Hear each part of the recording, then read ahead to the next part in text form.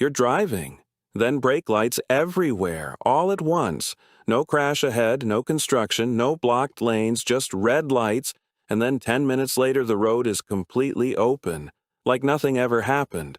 No wreck on the shoulder, no stalled car, no police lights at all. The highway ahead is completely empty. What stopped you? You were stopped by something that does not exist, a phantom jam. No physical cause at the exact spot where you waited. Think about your morning on the I-95 or the 405 traffic flows, then for no reason it just dies. You sit burning fuel.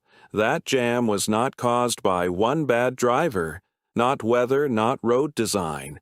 It was caused by physics, real, measurable physics. The wildest part? You have probably created one yourself, without knowing, without doing anything wrong, just by being a normal, cautious driver. Nobody mentions this.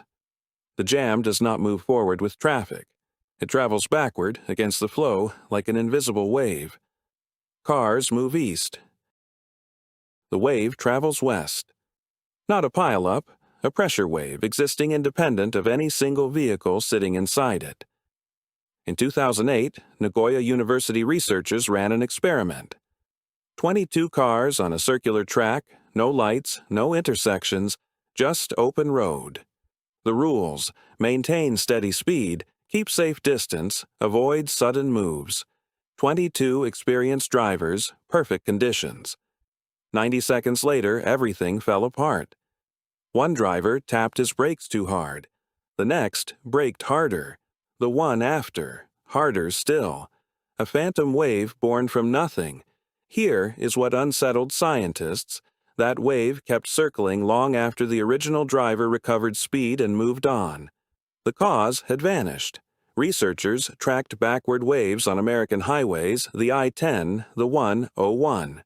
They consistently travel 15 to 20 miles per hour against flow. On a busy American highway, 2 or 3 waves run simultaneously, each independent, each started by a different driver, miles apart. The denser the traffic, the less it takes. At 30 cars per mile, barely touching the brakes can launch a self-sustaining phantom wave. The flow stops being just traffic. It becomes a living system, with its own memory, carrying trouble backward through time and space. Here is what messes with your head. This pattern appears even when every driver does everything right. No texting, no speeding, nobody tailgating. The problem is cautious driving at scale. When thousands react a half-second late, the system breaks. Not because of error, because of biology. Traffic engineers call these stop-and-go waves. Scientists have studied them since the 50s, when Lighthill and Witham published a paper that changed everything. Their core idea: cars behave like particles in compressible fluid. Too many particles in too little space, and pressure must travel backward.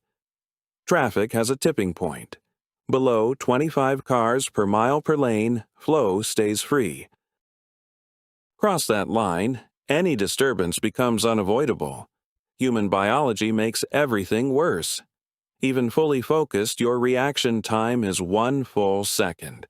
You see brake lights, brain processes foot moves. At 60 miles per hour, 1 second means 88 feet before braking even starts. Now multiply that by every driver sitting behind you. String 50 cars together and you create a 50-second lag before the last driver knows trouble exists. 50 seconds of waves on waves. Simulations confirm this. Even with perfect conditions, no on-ramps, no trucks, no weather, above critical density, phantom jams appear from noise. Data reveals one gap. The instant a wave is born, the first brake tap rarely gets recorded. The origin always vanishes. Physicists built 2 separate models for the exact same phenomenon. Both work, both are valid. They still disagree on what actually starts it. Same predicted outcome. Different origin stories. If science forecasts the wave but cannot pinpoint where it starts, what does that say? Model 1. Chain reaction. One driver brakes too hard, the next overcorrects. The one after overcorrects more. Every car amplifies the signal. This explains how a wave travels. But it requires one clear starting event. That event, as real data keeps showing, almost never appears. Model 2. Phase transition. Water freezing. No bad crystal needed, just temperature below a threshold, and the whole system flips its state. Same with traffic. Above critical density, any fluctuation, a lane change, a yawn, can collapse the entire flow into gridlock. Model 1 explains individual waves in lighter traffic. Model 2 explains rush hour. Both valid. Neither fully closes the case on its own. Strange. Remove all triggers, no bad brakes, no human error, and phantom waves still emerge from pure statistical noise. Still, a jam appears with no local cause. The density, the physics, the structure are the cause. The whole system generates it together. Seen from above, it moves like something alive. The jam breathes, shifts, travels backward, vanishes, reappears a mile back, then open road. Silence. You are not stuck in traffic. You are traffic.